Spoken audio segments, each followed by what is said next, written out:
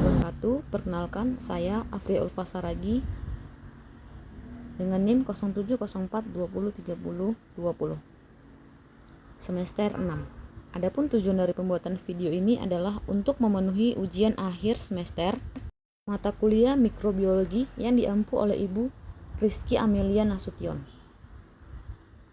Bagaimana sih sejarah awal munculnya bakteri Vibrio cholera? Simak penjelasannya ya. Bakteri Vibrio cholera pertama kali ditemukan oleh seorang ahli anatomi dari Italia yang bernama Filippo Pacini pada tahun 1854.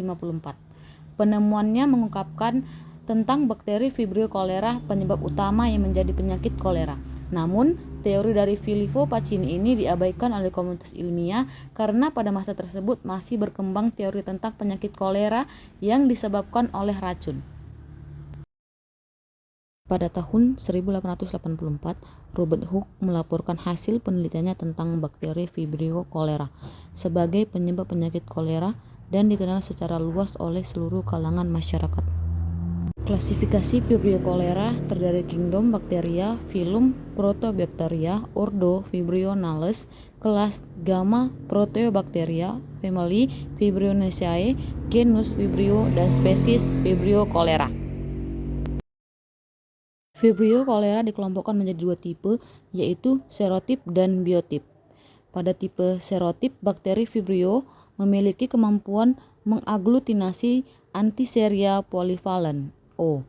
Antiseria polyvalent O terbagi atas tiga tipe, yaitu yang pertama serotip Ogawa atau dikenal dengan AB, yang kedua serotip Inaba dengan singkatan AC, yang ketiga serotip Hijokima atau ABC. Sementara untuk biotip, bakteri Vibrio cholera dibagi lagi berdasarkan sensitivitasnya terhadap bakteriofag, yaitu yang pertama biotip klasikal dan biotip L-telor. Berdasarkan variasi antigen, genomik, dan toksisitasnya, bakteri Vibrio cholera dibagi lagi ke dalam 30 strain kuman. Morfologi Vibrio cholera. Vibrio cholera termasuk bakteri gram negatif, berbentuk batang bengkok seperti koma dengan ukuran panjang 2-4 mikron. Hooke menamakannya koma bacillus.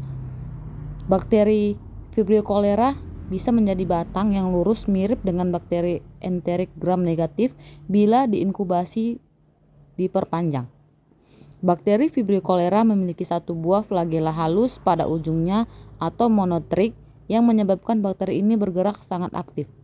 Bakteri Vibrio tidak membentuk spora, bentuk koloninya cembung atau konveks dan bergranula bila disinari. Fisiologi bakteri Vibrio cholera. Vibrio cholera bersifat aerob dan anaerob fakultatif dengan suhu untuk pertumbuhan yang berkisar antara 18-30 derajat Celcius. Bakteri ini tumbuh baik pada jenis media yang mengandung gram mineral dan asparagin sebagai sumber karbon dan nitrogen. Vibrio cholera dapat juga tumbuh pada pH yang sangat tinggi, yaitu 8,5-9,5. Namun, pada umumnya bakteri Vibrio cholera memerlukan pH yang netral untuk pertumbuhan dengan kecepatan optimum, dan pH asam akan mengalami laju kematian yang sangat cepat. Pada media TCBS, pertumbuhan bakteri Vibrio cholera akan menjadi lebih baik dan cepat, menghasilkan koloni berbentuk bulat, berwarna kuning, berdiameter 1-3 mm, dan mukoid sehingga dapat dibedakan dari koloni bakteri lain untuk memudahkan dalam proses isolasinya. Bakteri Vibrio cholera memfermentasi sukrosa dan maltosa tanpa menghasilkan gas pada media TCBS. Bakteri ini akan tumbuh dengan baik pada media APW atau alkali peptone water setelah 6 jam masa inkubasi pada suhu kamar, sehingga media ini dipakai untuk media transport pada patogenesis dan patologi Vibrio cholera. Secara alamiah, bakteri Vibrio cholera patogen terhadap manusia.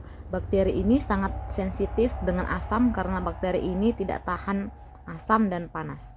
Apabila seseorang mengkonsumsi makanan yang mengandung bakteri Vibrio cholera pada makanan tersebut, maka seseorang dengan asam lambung yang normal akan terinfeksi oleh Vibrio.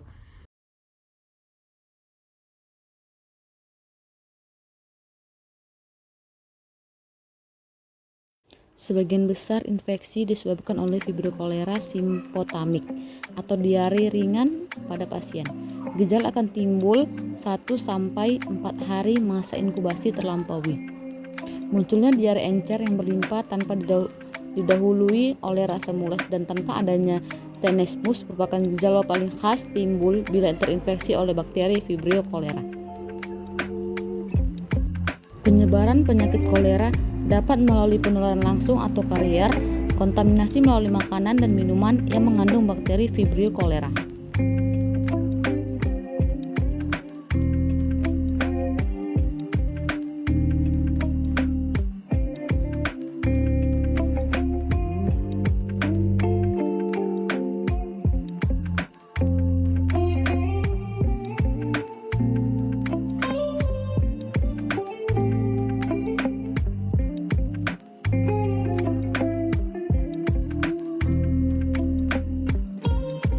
Pada umumnya, bakteri Vibrio cholera tidak bersifat invasif dan tetap berada di saluran pencernaan penderita yang terinfeksi bakteri Vibrio cholera. Toksin yang dikeluarkan oleh spesies ini akan diabsorpsi ke dalam sel-sel epitel dan merangsang hipersekresi air pada bagian pencernaan khususnya usus halus. Akibatnya, tubuh akan mengalami perdarahan dan kekurangan elektrolit yang mengakibatkan diare, dehidrasi, asidosis, shock, bahkan sampai kematian. Bakteri Vibrio cholera biasanya ditemukan pada feses penderita yang mengandung kuman bakteri tersebut. Makanan yang terkontaminasi dengan feses ataupun melalui serangga seperti lalat dapat menjadi sumber pembawa penyakit kolera. Vibrio cholera dapat bertahan hidup dalam air selama kurang 3-1 minggu.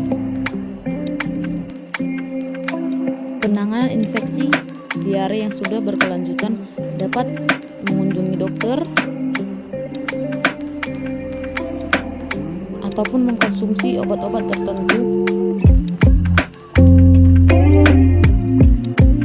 atau cara lain. Penyakit diare dapat dicegah dengan menjaga sanitasi dan kebersihan lingkungan sekitar, terutama yang selalu berhubungan dengan kebutuhan makhluk hidup yaitu air.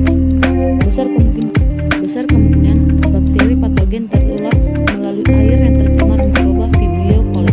Maka dari itu, sebagai manusia yang peduli akan lingkungan, kita wajib melestarikan lingkungan sekitar dengan cara tidak membuang sampah sembarangan ke sungai untuk kepentingan bersama agar tidak ada lagi wabah kolera di Indonesia.